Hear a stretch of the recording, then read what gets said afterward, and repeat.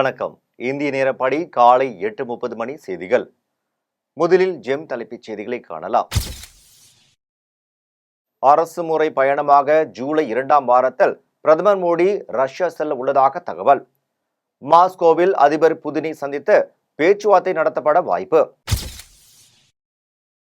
நாடாளுமன்ற வரலாற்றில் முதல் முறை மக்களவை சபாநாயகர் பதவிக்கு இன்று தேர்தல். மக்களவை எதிர்க்கட்சி தலைவராக ராகுல் காந்தி தேர்வு. முதலமைச்சர் மு.க. ஸ்டாலின் வாழ்த்து. விக்கிரவாண்டி தொகுதி இடைத்தேர்தல் இன்று வெளியாகிறது இறுதி வேட்பாளர்கள் பட்டியல். விஷசாராய மரணம் அதிமுக பாமக தொடர்ந்த வழக்குகள் இன்று சென்னை உயர்நீதிமன்றத்தில் விசாரணை. கோவை மாவட்டம் வால்பாறை, நீலகிரி மாவட்டம் கூடலூர், பந்தலூர் பகுதிகளில் பள்ளிகளுக்கு இன்று விடுமுறை. மாவட்ட ஆட்சியர் உத்தரவு. இனி விரிவான செய்திகளை காணலாம். இந்திய நாடாளுமன்ற வரலாற்றில் முதல் முறையாக மக்களவை சபாநாயகர் பதவிக்கு இன்று தேர்தல் நடைபெறுகிறது. மக்களவை சபாநாயகர் பதவியில் உடன்பாடு ஏற்பட்டதை தொடர்ந்து இந்திய நாடாளுமன்ற வரலாற்றில் முதன் முறையாக மக்களவை சபாநாயகர் பதவிக்கு இன்று தேர்தல் நடைபெறுகிறது. மக்களவை சபாநாயகர் தேர்தலில் போட்டியிட பாஜக கூட்டணி சார்பில் ஓம் பிர்லா வேட்புமனு தாக்கல் செய்துள்ளார். இதேபோல் இந்திய கூட்டணி சார்பில் கொடிக்குன்னில் சுரேஷ் மனு தாக்கல் செய்துள்ளார்.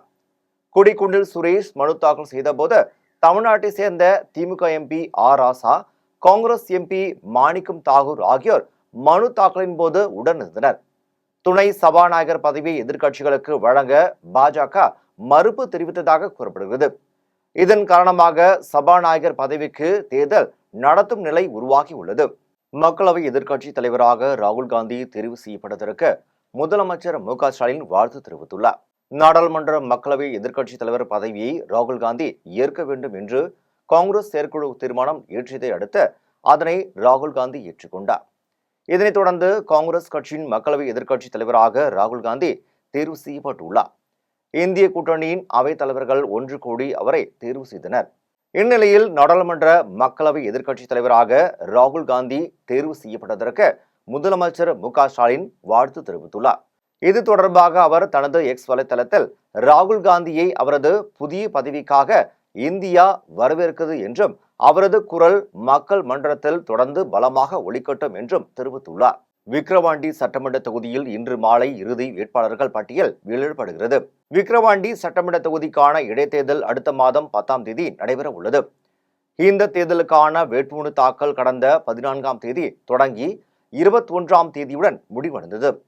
இத்தொகுதியில் போட்டியிடுவதற்காக 56 வேட்பாளர்கள் 64 வேட்பு மனுக்களை தாக்கல் செய்தனர். நேற்று முன்தினம் வேட்புமனு பரிசீலனையின் முடிவில் திமுக வேட்பாளர் அன்னியூர் சிவா, பாமக வேட்பாளர் அன்புமணி, நாம் தமிழர் கட்சி வேட்பாளர் டாக்டர் அபிநயா உட்பட 29 வேட்பாளர்களின் மனுக்கள் ஏற்கப்பட்ட நிலையில் 35 மனுக்கள் நிராகரிக்கப்பட்டன. இதனைத் தொடர்ந்து மனுக்களை வாபஸ் பெறுவதற்கு இன்று கடைசி நாளாகும் என்றும் விருப்பமுள்ள வேட்பாளர்கள் இன்று மாலை 3 மணிக்குள் வேட்புமனுவை திரும்ப பெற்றுக்கொள்ளலாம் என்றும் அறிவிக்கப்பட்டுள்ளது.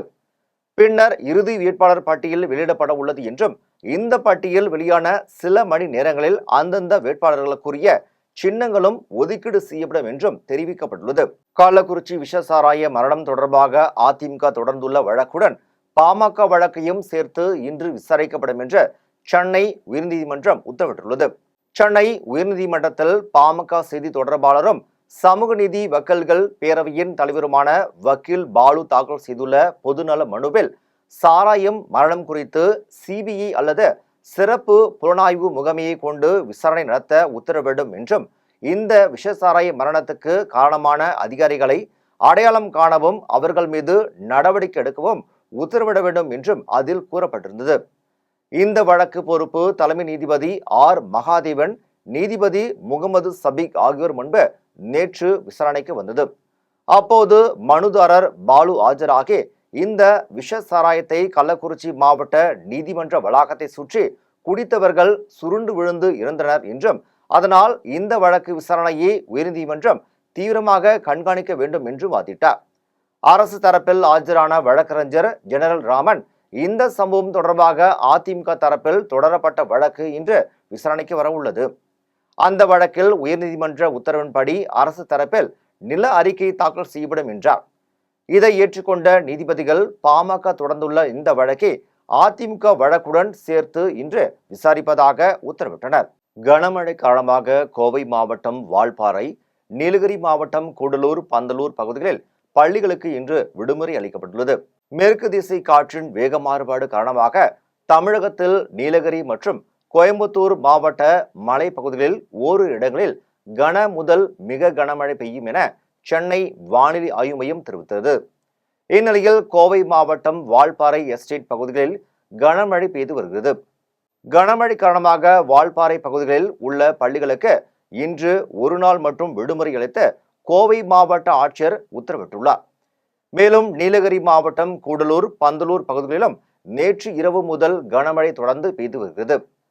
தொடர் மழை காரணமாக கூடலூர், பந்தலூர் தாலுகாக்களில் உள்ள பள்ளிகளுக்கு இன்று ஒரு நாள் விடுமுறை அளித்து நீலகிரி மாவட்ட ஆட்சியர் அருணா உத்தரவிட்டுள்ளார். பூரண மதுவிலக்கை அமல்படுத்தினால் மட்டுமே கள்ளச்சாராய் விற்பனையை தடுக்க முடியும் என்று சென்னையில் முன்னாள் முதலமைச்சர் ஓ பன்னீர்செல்வம் தெரிவித்தார். சென்னை விமான நிலையத்தில் முன்னாள் முதலமைச்சர் ஓ பன்னீர்செல்வம் செய்தியாளர்களை சந்தித்து பேசினார். அப்போது பூரண மதுவிலக்கை அமல்படுத்தினால் மட்டுமே கள்ளச்சாராய விற்பனையை தடுக்க முடியும் என்று தெரிவித்தார். திமுக கூட்டணி கட்சி எனக்கு பூரண மதுவிலக்கை அமல்படுத்தணும் அப்படின்னு சொல்லியிருக்காங்க சார். நல்ல உண்மையிலேயே பூரண மதுவிலக்கு அமல்படுத்தினால்தான் இது போன்ற கள்ளச்சாராயத்தை தடுக்க முடியும். கடலூரில் காவல் ஆய்வாளர் பூரண நலம் பெற வேண்டி 100க்கும் மேற்பட்ட காவல்துறையினர் கூட்டு பிரார்த்தனையில் ஈடுபட்ட சம்பவம் நிகழ்ச்சி ஏற்படுத்தி உள்ளது. கடலூர் மாவட்டத்தில் உள்ள புதுநகர் காவல் நிலையத்தில் ஆய்வாளராக பணியாற்றி வரும் குருமூர்த்தி என்பவர் திடீரென மயங்கி கீழே விழுந்துள்ளார். இவர் புதுச்சேரி மருத்துவக் கல்லூரி மருத்துவமனையில் அனுமதிக்கப்பட்டு சிகிச்சை பெற்று வருகிறார். இந்நிலையில் கடலூர் மாவட்ட ஆட்சியர் அருண் தம்புராஜ், காவல்துறை கண்காணிப்பாளர் ராஜாராம், துணை கண்காணிப்பாளர் பிரபு, உதவி ஆய்வாளர் உள்பட 100க்கும் மேற்பட்ட காவல்துறையினர் பங்கேற்று ஆய்வாளர் குருமூர்த்தி பூரண நலம் பெற வேண்டி ராஜகோபால சுவாமி திருக்கோவிலில் கூட்டு பிரார்த்தனையில் ஈடுபட்டனர். இந்த சம்பவம் அப்பகுதி மக்களிடமும் காவல்துறையினரிடமும் பெரும் நெகிழ்ச்சியை ஏற்படுத்தியுள்ளது. திருப்பத்தூரில் முதுநிலை வருவாய் ஆய்வாளர் மீது துறை ரீதியான நடவடிக்கை எடுக்க கோரி மாவட்ட ஆட்சியரிடம் பொதுமக்கள் மனு அளித்தனர். திருப்பத்தூர் மாவட்டம் செத்தமலை கிராமத்தில் வசித்து வரும் பெருமாள் என்பவருக்கு அதே கிராமத்தில் சொந்தமாக நிலம் உள்ளது. இந்த நிலம் தமிழ்நாடு நில உடைமை திட்டத்தின் கீழ் வழங்கிய பட்டாவில் பதிவேட்டில் தவறுதலாக வேறொருவரின் பெயர் இடம்பெற்றுள்ளது. இந்நிலையில் பெயரை ரத்து செய்ய கோரி திருப்பத்தூர் மாவட்ட ஆட்சியர் மற்றும் வருவாய் நிர்வாக ஆணையருக்கு பெருமாள் மனு அளித்திருந்தார். இந்த மனுவின் மீது 6 மாத காலத்திற்கும் மேலாக எவ்வித நடவடிக்கையும் எடுக்கப்படவில்லை என கூறப்படுகிறது. இது தொடர்பாக பொதுமக்கள் தெரிவிக்கையில் முதுநிலை வருவாய் ஆய்வாளர் ரமணியிடம் மனு அளித்தது தொடர்பாக பெருமாள் கேள்வி கேட்டபோது அலுவலர் அவரை தொடர்ந்து அவமரியாதை சொற்களால் பேசியதாக பெருமாள் குற்றம் சாட்டியுள்ளார். மேலும் நிலம் சம்பந்தமான கோப்புகளை கையாளுவதில் அலுவலர் காலம் கடத்தி பொதுமக்களை அலைக்கழித்து வருவதாகவும் புகார்கள் எழுந்துள்ளது என்றும், எனவே வருவாய் ஆய்வாளர் ரமணி மீது துறை ரீதியான நடவடிக்கை எடுக்க கோரியும் பெருமாள் அளித்த கோரிக்கை மனு மீது நடவடிக்கை எடுக்க வேண்டும் எனவும் பொதுமக்கள் வலியுறுத்தியுள்ளனர். நாற்றமல்லி தாலுகா செத்தமலை வசித்து வரும் பெருமாள் என்ற புதகன் என்ற பெருமாள் மகன் நான் ஈடிஆர் பட்டா ரத்து செய்ய கொடுத்து சென்னைக்கு ஒரு கொடுத்துருக்கு, கலெக்டர்கிட்ட ஒன்று கொடுத்துருக்கு. அது விசாரணை வந்து தாசில்தார்கிட்ட, ஆர்ஐக்கிட்ட, மணியாகாரங்கிட்ட எல்லாமே விசாரணை நடந்து சப் கலெக்டர் ஆஃபீஸ்க்கு வந்திருக்கு. சப் கலெக்டர் ஆஃபீஸில் வந்து கேட்கும்போது இன்றைக்கி வா நாளைக்கு வான்னு 6 மாதமாக முறை இல்லாமல் இன்றைக்கி வா நாளைக்கு வான்னு சொல்லினே இருக்காங்க. அது இது வெளியுமே எங்களுக்கு எந்த ஆவணமும் எதுவுமே இது ரத்து சொல்லவில்லை. கொடுத்துருக்கோம். அது இன்னும் என்ன நடவடிக்கை, ரமணி மேடம் வந்து இன்றைக்கி வா நாளைக்கு வா இன்றைக்கி வா நாளைக்கு வான்னு இதே தான் சொல்லினுக்கிறாங்க. 6 மாதமே எங்களை மன உளைச்சல் பண்ணின்னு இருக்காங்க. அது இன்னுமே கொடுக்கவில்லை. அதனால் ஐயா நாங்கள் கேட்டுக்கொள்கிறேன்ட்டு என்ன முடிவுன்றது எங்களுக்கு தெரிய வேண்டும் அப்படின்னு சொல்லியிருக்கு.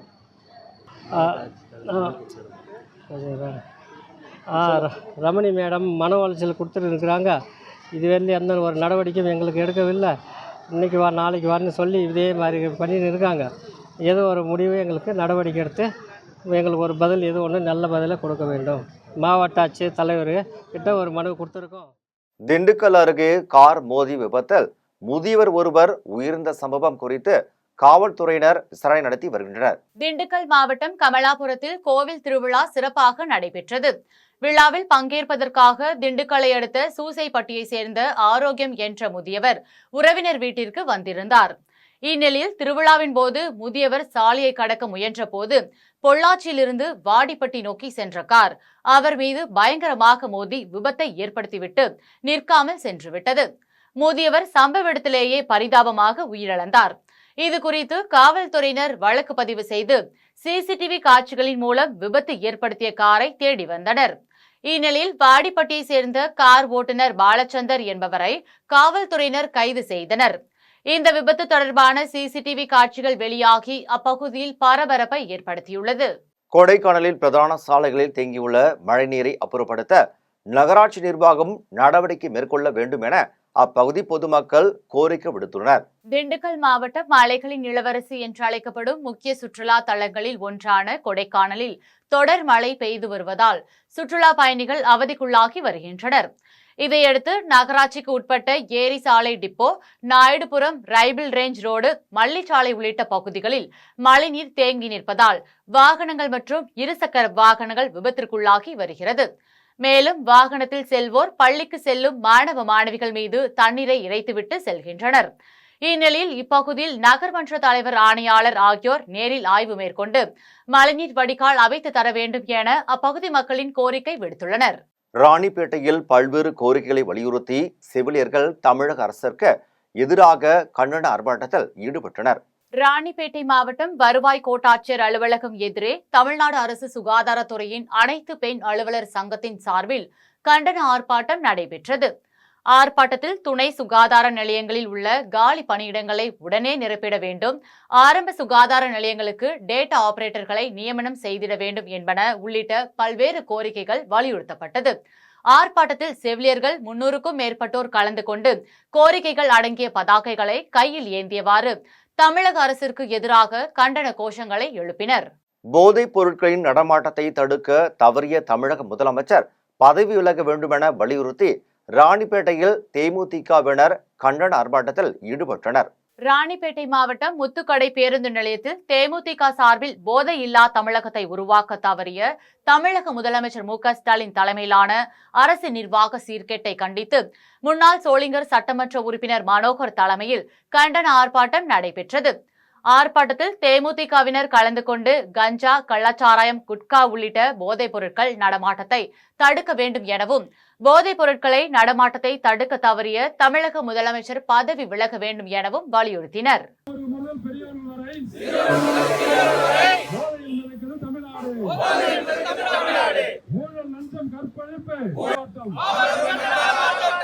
மக்கள் மனதில் என்றும் வாழும்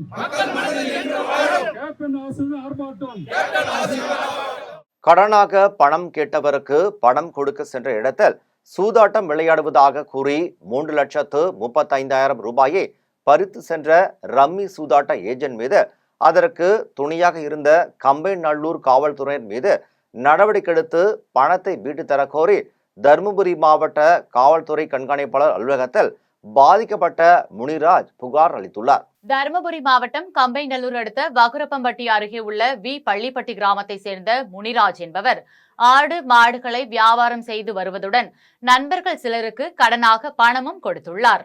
இந்த நிலையில் கம்பைநல்லூர் பகுதியை சேர்ந்த குட்டி என்பவரது மகன் சீனிவாசன் முனிராஜுக்கு போன் செய்து, நான் வட்டாக்கரம்பு பகுதியில் உள்ளேன், எனக்கு அவசரமாக 3 லட்சம் ரூபாய் பணம் வேண்டும் என கேட்டுள்ளார்.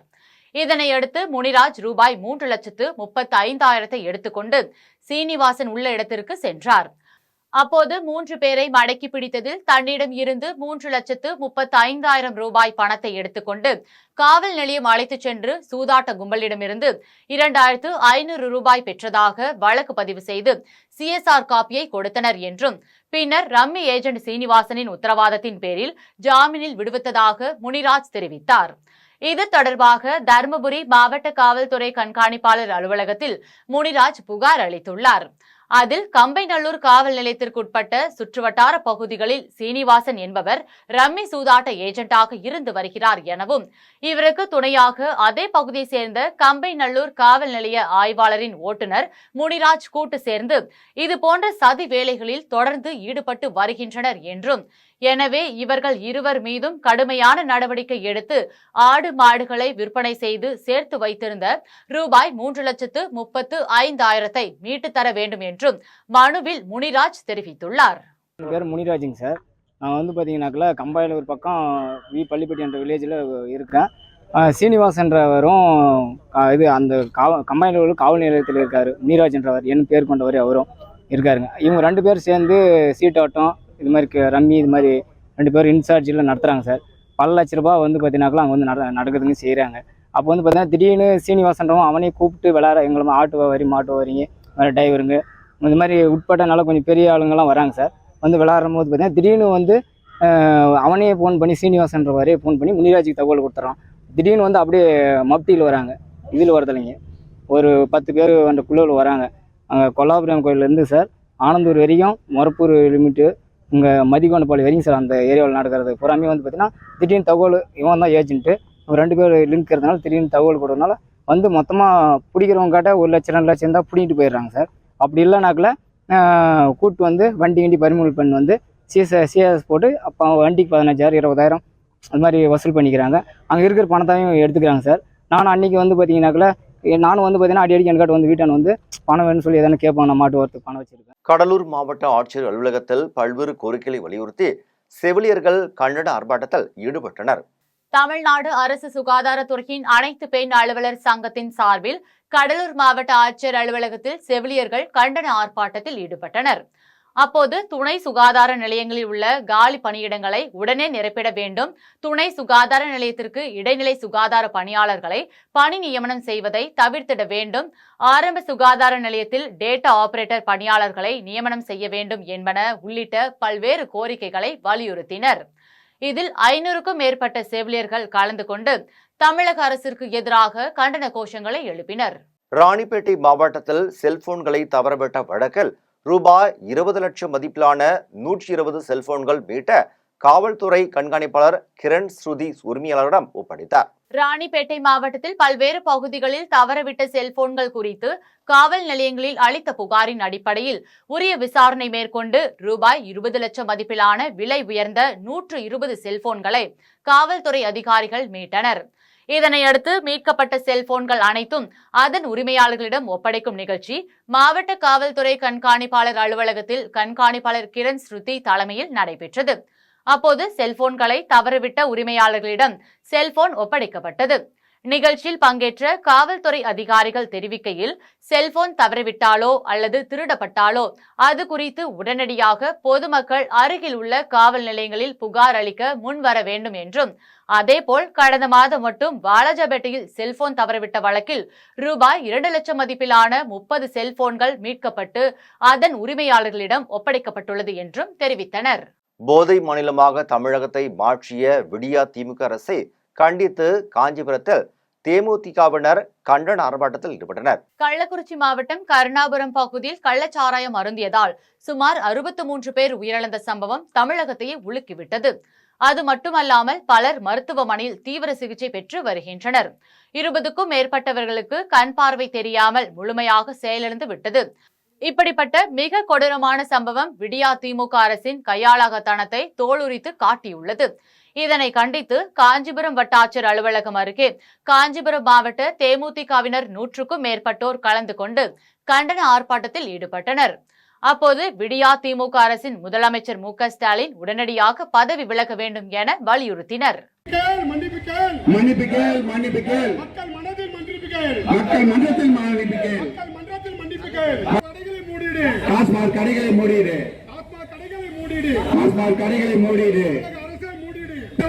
போதையில்லா தமிழகத்தை நிறைவேற்று.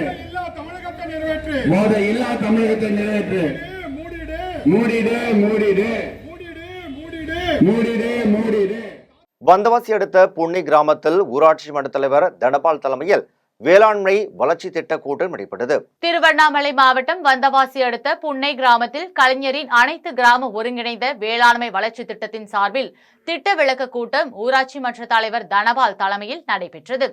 கூட்டத்தில் வந்தவாசி வட்டார ஒசூர் பிரிவு உதவி வேளாண்மை அலுவலர் ப. முருகானந்தம் கலந்து கொண்டு பேசினார். அப்போது கிராமப்புற மேம்பாட்டிற்காக தமிழக அரசு கலைஞரின் அனைத்து கிராம ஒருங்கிணைந்த வேளாண்மை வளர்ச்சி திட்டத்தை கொண்டு வந்துள்ளது என்றும் இந்த திட்டத்திற்காக பண்ணை கிராமம் தேர்ந்தெடுக்கப்பட்டுள்ளது என்றும் தெரிவித்தார். மேலும் இந்த திட்டத்தின் மூலம் விவசாய பெருங்குடி மக்களுக்கு ஏராளமான நன்மைகள் கிடைக்கின்றன எனவும் குறிப்பாக வீட்டிற்கு 2 தென்னங்கன்றுகள் இலவசமாக வழங்கப்படுகின்றன என்றும் இது தவிர கடப்பாறை, மண்வெட்டி, களை கொத்தி, அரிவாள் உள்ளிட்டவைகள் தொகுப்பாக வழங்கப்படுகிறது என்றும் மேலும் ஜிங்க் சல்பேட் மானிய விலையிலும் ஜிப்சம் மலிவான விலையிலும் வழங்கப்படுகிறது எனவும் இந்த அரசின் சலுகைகளை விவசாயிகள் பயன்படுத்திக் கொள்ள வேண்டும் எனவும் வேளாண்மை அலுவலர் ப. முருகானந்தம் தெரிவித்தார். கூட்டத்தில் முன்னாள் ஊராட்சி மன்ற தலைவர் சீனிவாசன், ஊராட்சி செயலாளர் வெங்கடேசன் மற்றும் ஊராட்சி மன்ற உறுப்பினர்கள் உட்பட ஏராளமான விவசாயிகள் கலந்து கொண்டனர். கருணாநிதி ஆட்சி காலத்திலிருந்து கள்ளக்குறிச்சியில் கள்ளச்சாராய் விற்பனை நடைபெற்று வருகிறது என்று கோவையில் தேமுதிக சார்பில் நடைபெற்ற ஆர்ப்பாட்டத்தில் பேரவை துணை செயலாளர் சக்திவேல் தெரிவித்துள்ளார். போதையில்லா தமிழ்நாட்டை உருவாக்க தவறிய திமுக அரசின் நிர்வாக சீர்கேட்டை கண்டித்து கோவை தெற்கு வட்டாட்சியர் அலுவலகம் முன்பு தேமுதிக கோவை ஒருங்கிணைந்த மாவட்டத்தின் சார்பில் பேரவை துணை செயலாளர் சக்திவேல் தலைமையில் 100க்கும் மேற்பட்ட தேமுதிகவினர் கண்டன ஆர்ப்பாட்டத்தில் ஈடுபட்டனர். ஆர்ப்பாட்டத்தை தொடர்ந்து பேரவை துணை செயலாளர் சக்திவேல் செய்தியாளர்களை சந்தித்து பேசினார். அப்போது கள்ளக்குறிச்சி மட்டுமில்லாமல் விழுப்புரம் மாவட்டத்திலும் கள்ளச்சாராயம் குடித்து பல பேர் உயிரிழந்துள்ளனர் எனவும் தமிழக முதலமைச்சர் மு. க. ஸ்டாலின், கனிமொழி, உதயநிதி ஸ்டாலின் ஆகியோர் கள்ளச்சாராயத்தை ஒழிப்போம் என்றும் பொய்யான வாக்குறுதி அளித்து தேர்தலில் வெற்றி பெற்றுள்ளனர் என்றும் ஆனால் மு. க. ஸ்டாலின் ஆட்சியில்தான் கள்ளச்சாராய விற்பனை அமோகமாக விற்பனையாகி வருகிறது எனவும் கருணாநிதி ஆட்சி காலத்திலிருந்து கள்ளக்குறிச்சியில் கள்ளச்சாராய விற்பனை நடைபெற்று வருகிறது எனவும் தெரிவித்தார். மேலும் கள்ளக்குறிச்சி கள்ளச்சாராய மரணத்திற்கு அமைச்சர் முத்துசாமி, முதலமைச்சர் மு. க. ஸ்டாலின் ஆகியோர் பொறுப்பேற்று பதவி விலக வேண்டும் எனவும் பேரவை துணை செயலாளர் சக்திவேல் தெரிவித்துள்ளார். பல்வேறு போராட்டங்களையும் பல்வேறு வாக்குறுதிகளையும் கொடுத்துதான் தமிழக முதல்வராக வந்தார்கள். கள்ளச்சாராயத்தை அறவே ஒழித்து விடுவேன் என்று கருணாநிதி மகன் ஸ்டாலின் அவர்களும், கருணாநிதி மகள் கனிமொழி அவர்களும், அவருடைய பேரன் உதயநிதி அவர்களும் பல்வேறு மேடைகளே அவருடைய கட்சியினுடைய சார்ந்த அனைவருமே அவர் வாக்குறுதி கொடுத்து மக்களிடத்தை ஏமாற்றி வாக்கு பெற்று இந்த கள்ளச்சாராயம் இந்த ஆட்சியிலே தமிழகத்திலே முதன்மையாக கள்ளச்சாரம் அதிகமாக இருக்கின்ற ஆட்சி ஸ்டாலினுடைய ஆட்சி என்ற நிலைப்பாட்டிலே சென்று கொண்டு இருக்கின்றது. போன்ற பாலத்திலே செந்தில் பாலாஜி அவர்களுடைய துறையாக இருந்தது. அதுக்கு பிறகு இப்போ முத்துசாமி அந்த இடத்துல இந்த பதவியை வைத்து கொண்டு இருக்கின்றார்.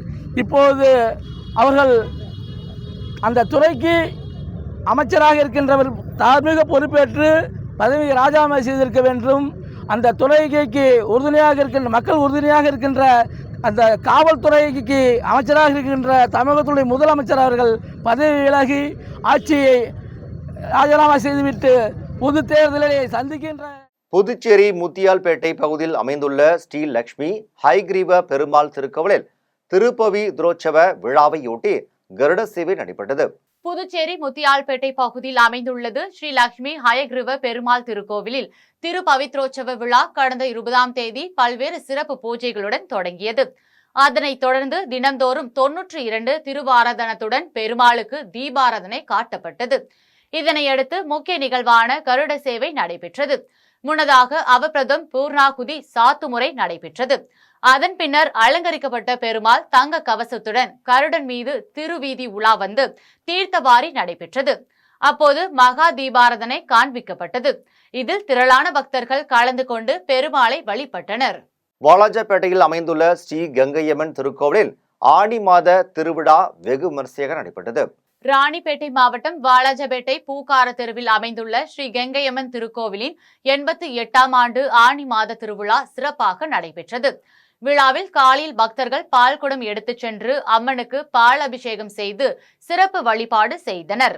அதனைத் தொடர்ந்து மாலையில் பல்வேறு மலர்களால் அலங்காரம் செய்யப்பட்ட உற்சவர் கங்கையம்மனை பம்பை மேள வாத்தியங்கள் முழங்க பக்தர்கள் ஊர்வலமாக எடுத்துச் சென்றனர். அப்போது பக்தர்கள் சிலம்பாட்டம், சுருளாட்டம், நெருப்பாட்டம் மற்றும் புலியாட்டம் ஆடிக்கொண்டு சென்றனர். விழாவில் வாலாஜாபேட்டை மட்டுமின்றி பல்வேறு பகுதிகளிலிருந்தும் திரளான பொதுமக்கள் கலந்து கொண்டு ஸ்ரீ கங்கை அம்மனை வழிபட்டனர். மீண்டும் ஜெம் தலைப்புச் செய்திகள். அரசு முறை பயணமாக ஜூலை 2ஆம் வாரத்தில் பிரதமர் மோடி ரஷ்யா செல்ல உள்ளதாக தகவல். மாஸ்கோவில் அதிபர் புதினை சந்தித்து பேச்சுவார்த்தை நடத்தப்பட வாய்ப்பு. நாடாளுமன்ற வரலாற்றில் முதல் முறை மக்களவை சபாநாயகர் பதவிக்கு இன்று தேர்தல். மக்களவை எதிர்க்கட்சி தலைவராக ராகுல் காந்தி தேர்வு. முதலமைச்சர் மு.க. ஸ்டாலின் வாழ்த்து. விக்கிரவாண்டி தொகுதி இடைத்தேர்தல் இன்று வெளியாகிறது இறுதி வேட்பாளர்கள் பட்டியல். விஷசாராய மரணம் அதிமுக பாமக தொடர்ந்த வழக்குகள் இன்று சென்னை உயர்நீதிமன்றத்தில் விசாரணை. கோவை மாவட்டம் வால்பாறை, நீலகிரி மாவட்டம் கூடலூர், பந்தலூர் பகுதிகளில் பள்ளிகளுக்கு இன்று விடுமுறை. மாவட்ட ஆட்சியர் உத்தரவு. இத்துடன் ஜெம் செய்திகள் நிறைவடைகின்றன. மீண்டும் ஜெம் செய்திகள் மதியம் 1:30 மணிக்கு. உடனுக்குடன் செய்திகளை காண GemLive.tv என்ற இணையதளத்தில் இணைந்திருங்கள். நன்றி, வணக்கம்.